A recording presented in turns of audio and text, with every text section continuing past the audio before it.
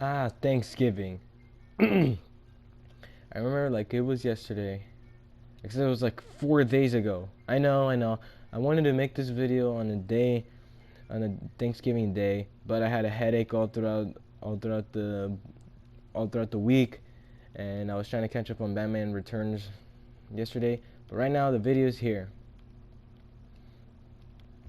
So, when I tell you the description of the movie, you think, oh, this is just another dumb movie that you remember, right? No, this is a movie everyone remembers. It wasn't popular back then, but until Dead Meat made the kill count of this specific movie, it became widely known as one of the funniest bad movies of all time. Now, for those of you who don't know the title, this movie is called Thanksgiving, and it's a movie about an Indian who was a womanizer and just a all around bad guy. And then that's when the other Indians had enough of this guy and his racist, sexual and se- of his racist, sexual and offensive jokes. So they banished his soul into a turkey, and never to be resurrected until 2,000 years. I mean, they didn't resurrect him. He got resurrected by a bunch of dog piss. Now, this movie, don't take it serious, all right? It was not meant to be some magnum opus. It was not meant to be like the next winner at the Academy Awards. This is just a movie that people just made because they just felt like making it. Like, you're not trying to make the best movie of all time, but you just do it because, well, what else are you gonna do when you pitch an idea about a puppet about turkey puppet murdering a bunch of teenagers? So one of the reasons why this movie should be taken as a joke is because the movie starts with a literal nipple. I am not joking. The first the first frame, the first few seconds is shot at a nipple, right? And then we have a topless pilgrim running away from the turkey. And you're like, this is a joke. This has got to be a joke. And if you're reassuring yourself, the turkey says, nice tits, bitch. And then he slacks her off, and you're like, now this is not a serious movie. This is like a parody movie. You're not supposed to take these seriously. It's not a parody. It's more like a movie made intentionally bad. Now, this movie, like I said, don't take it seriously. And in my opinion, I think it's okay. Not as a not as like a overall film, but as like a film that you get high with your friends. Like you don't know like you and your friends are high. You don't know what to watch, so you put this movie. How would I rate it? I would rate it a 7 out of 10 on the not serious scale, which I'm going to make that now. Not serious scale, which is a scale for people who are not experienced in movies, but just think how they enjoy the movie overall. Like for example, in Rotten Tomatoes, you have the critic score, which is the tomatoes, and you have the audience score, which are the people who watch the movie. And those are the people who watch the movies who probably don't have an area of expertise in films. Like critics say, the editing, the choreography, the cinematography, the sound design, the music, the score, the lighting, the script, the directing, all that. But the people who watch the movie, they decide if it's good or bad. They decide if the character is likable. They decide if they had a fun time watching the movie.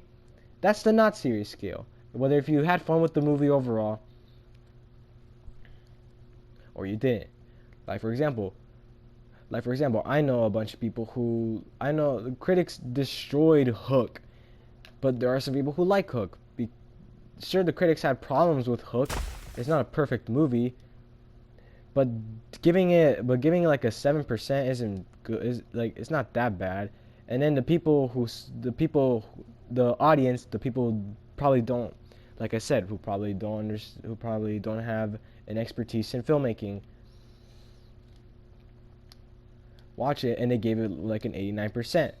So like the not serious scale is for people who don't have an expertise in film, and just watch the movie and say if they had a good time with it or not. So on a not serious scale, I'll give it a 7 out of 10. Why? Like I said, this isn't a movie, but the movie can get kind of slow. Some scenes are very slow, and mostly in these movies, they have high energetic scenes, which is in the third movie, which is its sequel. Thanksgiving 3, which is the second movie in Thanksgiving franchise, that's the whole joke of the third one, that there is no second one, and it is the second follow-up, and it is the follow-up to the first one, making it the sequel to Thanksgiving 1. But it's not called Thanksgiving 2, but it's called Thanksgiving 3, and the whole joke of the third one is that there wasn't a second movie, but the third movie is a follow-up sequel to the first one. You get it? Kind of like typically you have Kung Fu Panda 1, 2, and 3, but this movie is just 2 movies, Thanksgiving 1 and Thanksgiving 3, with the third one being the sequel to the first one. Get it? Get the joke? Now the third one is weirder, and it's more awful, and it's like less enjoyable on a not serious scale. It is energetic, but it's not enjoyable. Like I give the third one, which is technically the second one, but that's the joke of the third of this sequel. I'm just repeating myself, you know. That's probably why I don't get subscribers, because I'm annoying, you know. So anyways, the third one I give it like a 6 out of 10 on the not serious scale, and like a freaking 2 out of 10 on the serious scale, which is serious scales for like expertise. I don't have an expertise, but I know what it means. But I know what cinematography, score, directing, camera work, I know what that is, and I know what a script is, so I have like an expertise in it. So on the serious scale, I give it like a 2 out of 10 in the third one. This first one, I guess I enjoyed it, like 3 out of 10. For those of you out thinking, am I gonna have a good time with the first one? Yes, you will. Yes, you will. I'm not guaranteeing it, but I hope you do, because some of these scenes are just random and out of nowhere. Like the turkey on his way on killing some teenagers. He's walking, and then this guy says, "Ass or gas?" And then the turkey says, I guess I don't have money. I take ass then." And then there is a whole slow scene where the dude is about to rape the turkey. Or my personal favorite scene in this movie, where this police deputy is being talked about murders, and then he tries to get his coffee, and then he tells his wife, "Is this a piece of crap in my coffee?" And she's like, "I hope you like it, because that's what you are." And it's just funny because it's so random, which is what this entire movie is. It's random. It's not supposed to be taken seriously. It's just a dumb movie made by some dumb people, alright? If I should give some warning in this movie, there will be language, there will be nudity, there will be sexuality in this movie, there will be offensive jokes in this movie, you know? So some word of caution before you watch this movie. And the second one, it's kind of like the whole thing except revamped. But like revamped and all the way, like, more crazy. And I know what you're thinking. You're like, "Oh, but Shay Frillis made this video about Freebirds. Why didn't you make a video about Freebird?" Because everybody knows what Freebird is, but no one knows what Thanksgiving is, right? I try to go on the underrated side, if you know what I mean. You know, movies that don't get enough credit. Of course, the Thanksgiving duology doesn't need any credit because, first of all, it's a dumb premise. But I think they're enjoyable movies by me. But I think they're like movies that I watch when I have nothing to watch and I just want to like watch a bad movie that I have fun with. Kind of like The Room. So anyways, that's my description of the movie. And I will come up with more movie reviews. Like, for example, I watched Kick-Ass and I thought that was pretty good. And I will make a review of this movie, and until I finally catch up, I will watch Batman. I will catch up on Batman Returns and review it, and with the other movies as well. And also, yes, I will be reviewing the Lego Batman movie, because I said every theatrically released Batman movie, and that's theatrically released, but not the Lego movie, because it's not centered around Batman. Like, Batman is the main character. And for all y'all saying, what about Batman vs. Superman? It's technically centered around Superman. I mean, yeah, but it has... I mean, you're right, but this also kind of focuses more on Batman's side on why he thinks Superman is a threat. So it really focuses on both characters. So Batman vs. Superman is a Batman movie, and it is a Superman movie. You get what I'm saying?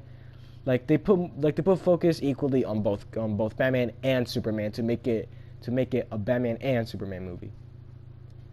Like, it's not just about Batman or Superman. It's about Batman and Superman. Not because it's Batman versus Superman, but because the film takes focus on Batman and Superman. Plus, it has Batman's origin story, so I guess it counts. So yeah, keep on the lookout for the reviews. If you have notifications on this channel, which I don't know, why you do.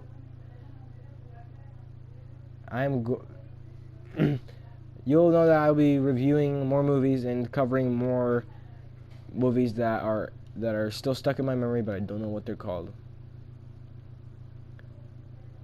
So yeah, the whole Thanksgiving part of the video is done. Why am I still recording? Go home, touch some grass. I don't know.